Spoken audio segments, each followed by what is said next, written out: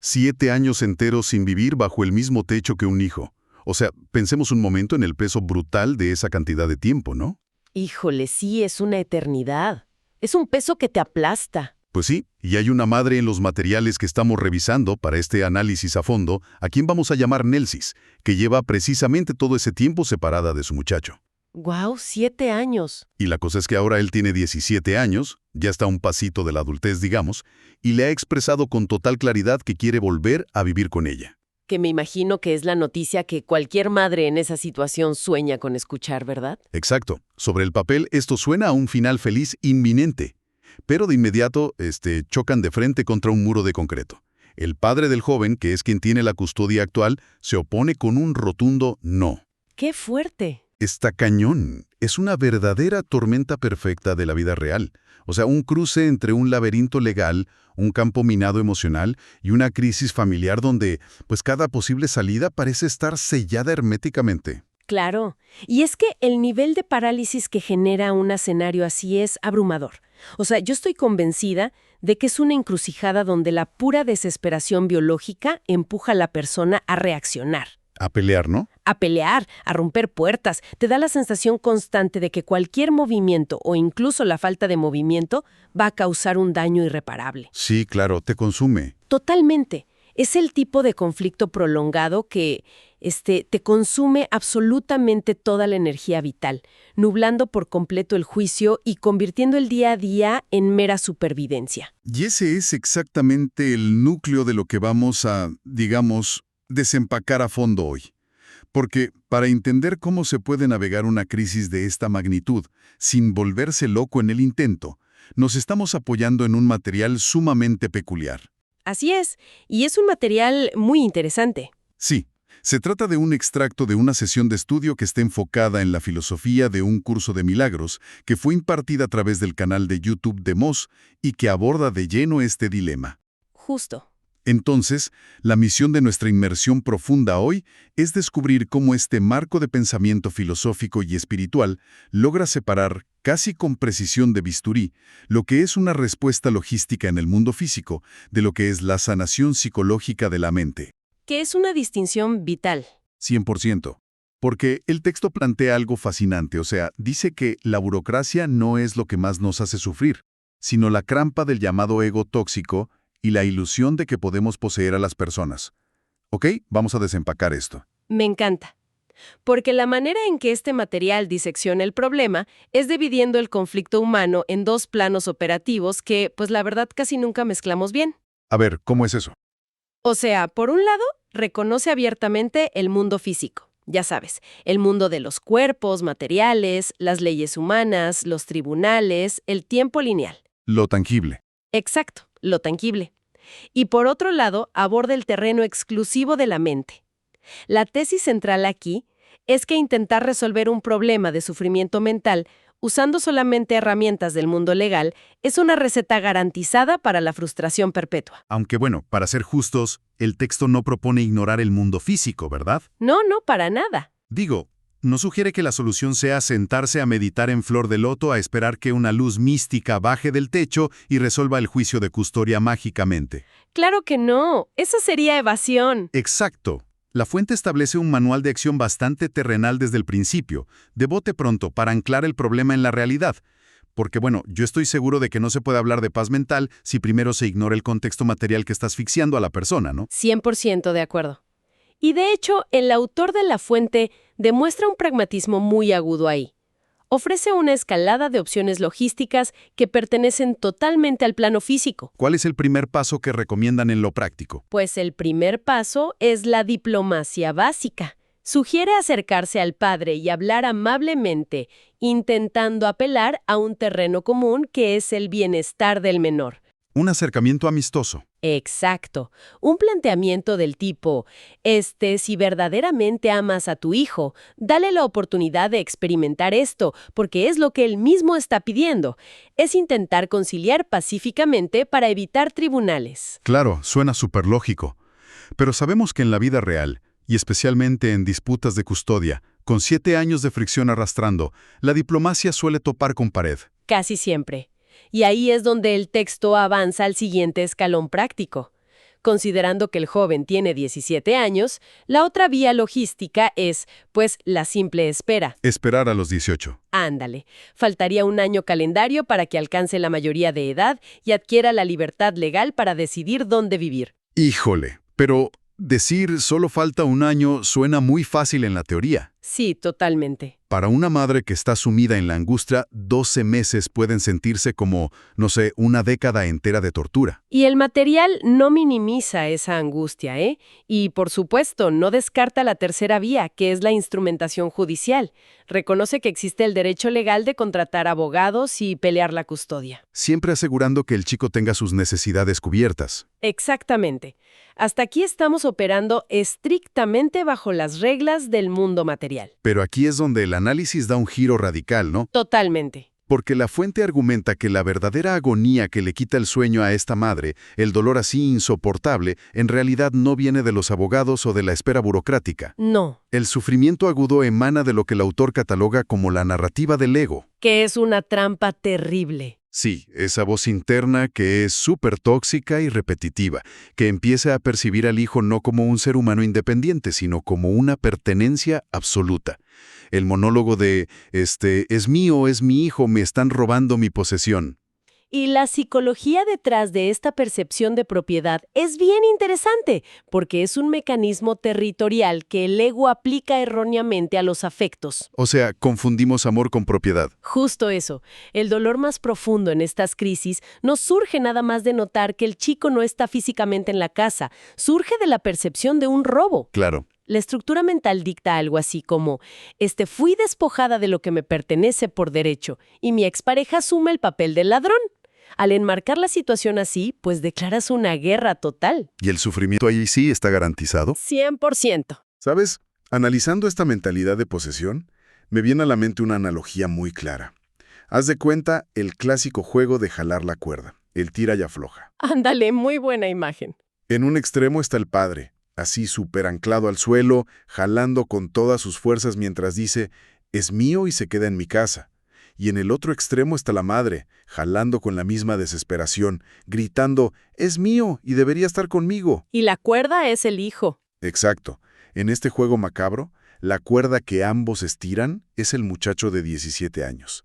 Y lo triste es que si alguno de los dos de pronto gana el tirón y se queda con el trofeo, la cuerda termina desgarrada, tensa y lastimada por la fricción de la batalla. Qué fuerte, pero es súper cierto. Entonces la gran pregunta del texto es, ¿cómo propones soltar la cuerda para detener el desgarre?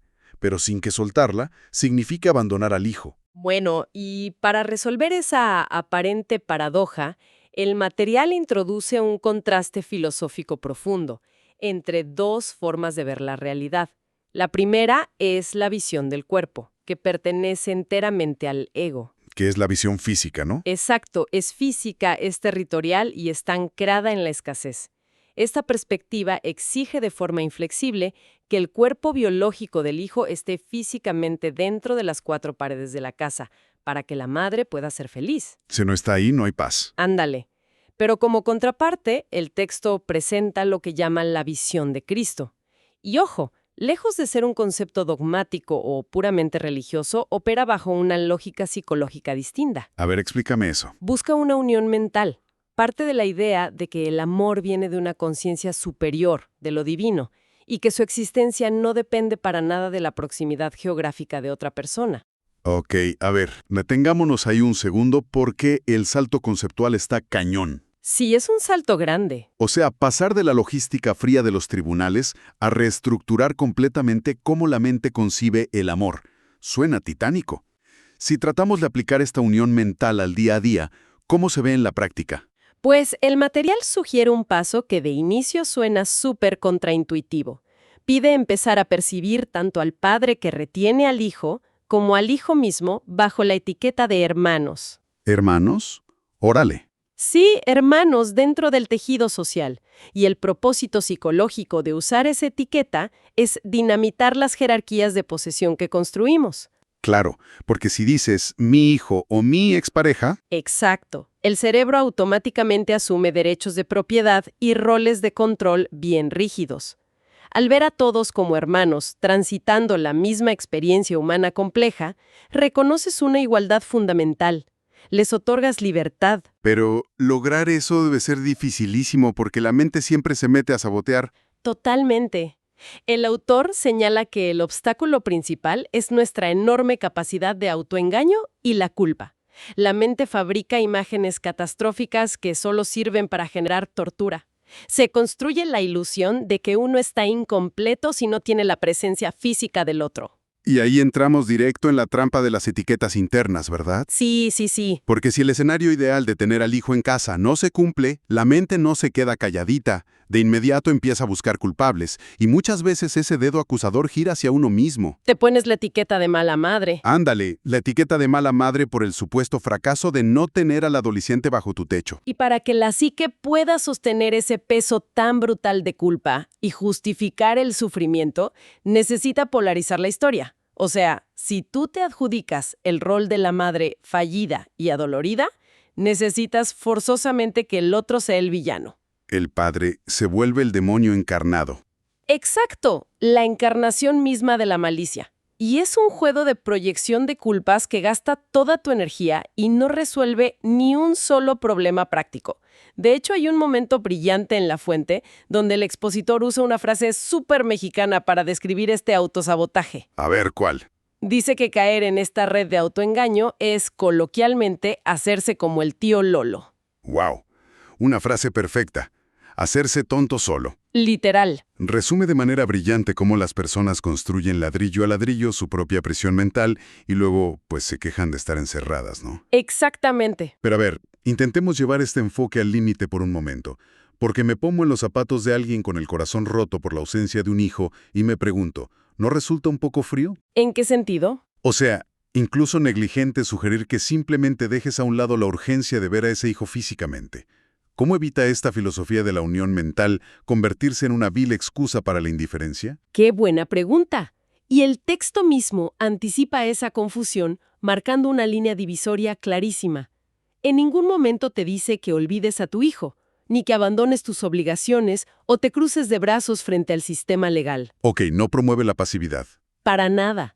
Lo que te exige transformar es el lugar emocional desde donde nacen esas acciones.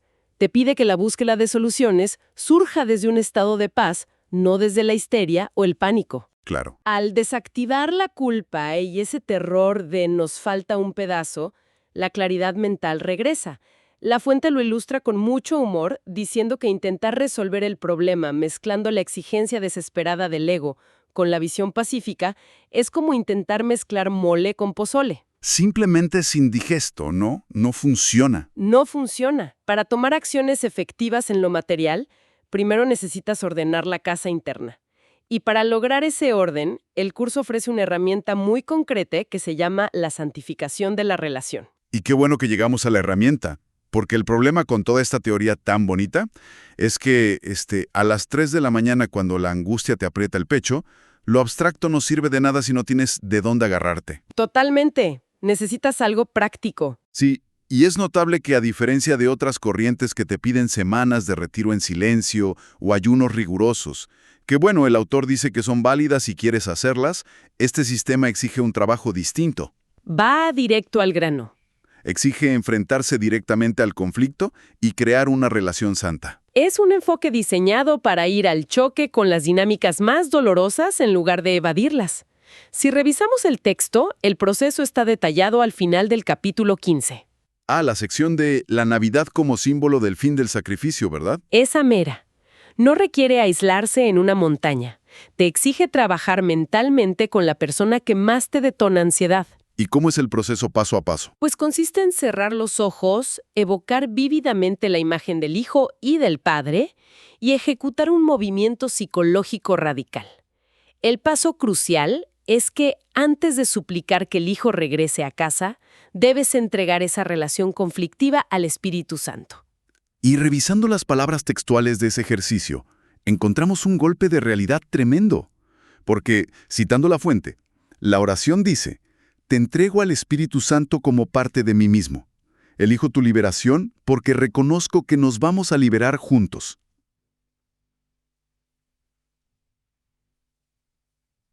Híjole, elijo tu liberación. Es fuertísimo. Tiene un peso monumental. O sea, la persona no está diciendo, elijo ganar este juicio y destruirte.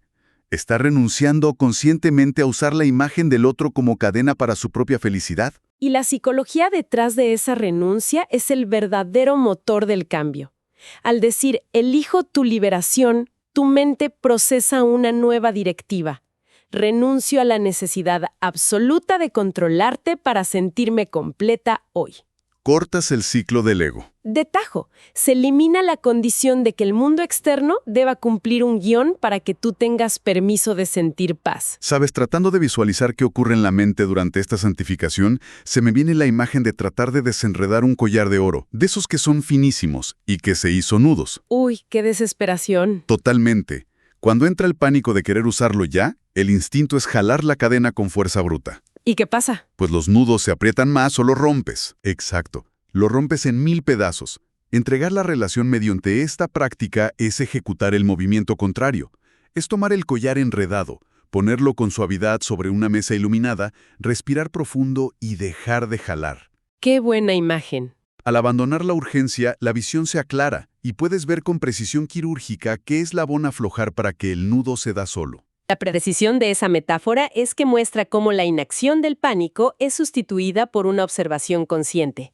El collar sigue en la mesa, el problema legal sigue, pero tu relación interna con el problema mutó por completo. Déjase apretar el nudo. Exacto. Te conviertes en el observador que introduce paz en la ecuación. Pero, a ver, llevemos esto al terreno más áspero de la realidad cotidiana. El collar está descansando sobre la mesa. La intención de sanar es genuina, el capítulo 15 ya lo leímos y no queremos jalar la cuerda. Todo muy bien hasta ahí. Pero resulta que es un martes cualquiera por la tarde. De pronto ves una foto antigua de tu hijo o te entra un mensaje de texto súper hostil del padre. Y en ese instante microscópico, ¡pum!, el ataque de ansiedad explota. Claro, el huracán. Llega la taquicardia, te nublas y surge ese grito interno de «no es justo. No es justo que este chico no esté aquí. ¿Qué estoy pagando para vivir esto?» Cuando esa bioquímica aplasta las buenas intenciones, ¿qué se hace? Porque ver el collar en la mesa ya no es consuelo. Es un escenario crítico, la verdad, y el texto no asume que las crisis desaparecen por arte de magia. Para esos momentos precisos de quiebre agudo, te da una segunda herramienta operativa. ¿Dónde está esa? Aparece en el capítulo 18, en la sección de El sueño feliz, y se le conoce como el instante santo. Y llama mucho la atención cómo el autor de nuestra fuente califica este recurso. ¿Qué dice de él? Lo describe con una reverencia absoluta. Lo cataloga como una joya inigualable, un verdadero beso de chef frente a los ataques de desesperación. Un beso de chef, o sea, algo que está pulido a la perfección. La oración diseñada para esto dicta: deseo que este sea un instante santo para mí a fin de compartirlo con mi hermano a quien amo. Elijo, por lo tanto, ofrecerle este instante al Espíritu Santo para que su bendición descienda sobre nosotros y nos mantenga en paz. Así es. Y si examinas el efecto de invocar estas palabras en plena crisis, su función principal es frenar en seco lo que el texto llama el deseo imaginario. Un freno de emergencia. Literal, frena el cortocircuito de la mente que siente la necesidad compulsiva de fabricar escenarios catastróficos o rumiar el pasado. Al pronunciar la oración, disipas las nubes de terror y habilitas esa visión de Cristo que es claridad mental pura. Y el resultado práctico debe ser asombroso. Lo es. En lugar de mandar mensajes llenos de resentimiento, recuperas el centro operativo de tu mente. Así puedes llamar al adolescente desde una posición de poder y amor, no desde la carencia. Y fíjate, al llegar a este punto, la mecánica revela algo fascinante. Alguien escéptico podría escuchar esto del instante santo y descartarlo como «ay, es pura poesía que no sirve en el mundo real». Claro, lo subestiman. Pero al observarlo con lupa, nos damos cuenta de que funciona de manera idéntica a lo que en psicología clínica y neurobiología se conoce como un interruptor de patrón, un pattern interrupt. Es, en toda la extensión de la palabra, una intervención quirúrgica en la neurobiología del miedo. 100%. Obliga a la arquitectura del cerebro a salir del ciclo primitivo de lucha-huida. Cuando llega el mensaje de texto y te detona pánico, la amígdala cerebral enciende las alarmas y el cuerpo se prepara para pelear. No. Te secuestra la emoción. Exacto. Pero al forzar una pausa absoluta para articular mentalmente esta oración tan compleja, que además habla de amor por quien percibes como amenaza, obligas a la corteza prefrontal, el centro del razonamiento avanzado, a retomar el mando. Rompes el bucle obsesivo. Y eso tiene consecuencias súper eficientes en lo material. Esa madre, con su sistema nervioso ya regulado, puede tener una plática clara con el chico y decirle: habla con tu padre, sabes que deseo que vivas aquí, y voy a investigar lo legal para lograrlo, pero mi intención no es aprisionarte, quiero que seas libre. ¡Wow! La acción física es la misma, investigar la ley, pero la frecuencia emocional mutó por completo. Brota de la paz, no de la exigencia tóxica. Y ese contraste encapsula perfectamente el viaje evolutivo de este sistema. Al ensamblar todo, queda clara una verdad muy poderosa. Esta filosofía no decreta una rendición legal, no fomenta la sumisión. Para nada. Lo que exige con rigor es desvincular la logística externa del sufrimiento interno.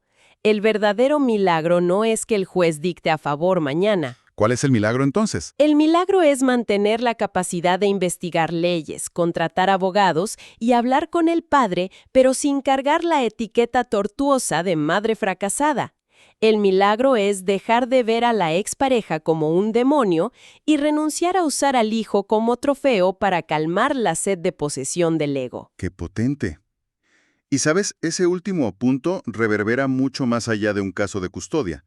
Porque si aceptamos que el sufrimiento más tóxico nace exclusivamente de la ilusión de posesión, del atrevimiento de clasificar a otro ser humano como mío, Que cambia toda la perspectiva. sí, nos obliga a cuestionar cuántas otras relaciones estamos asfixiando silenciosamente. Quienes nos escuchan, piénselo, ya sea con parejas románticas a las que se les demanda casi esclavitud emocional, o amistades de las que se espera lealtad excluyente, o equipos de trabajo a los que microgestionamos. Totalmente cierto. Queda en el aire esta pregunta incómoda pero necesaria para reflexionar a solas.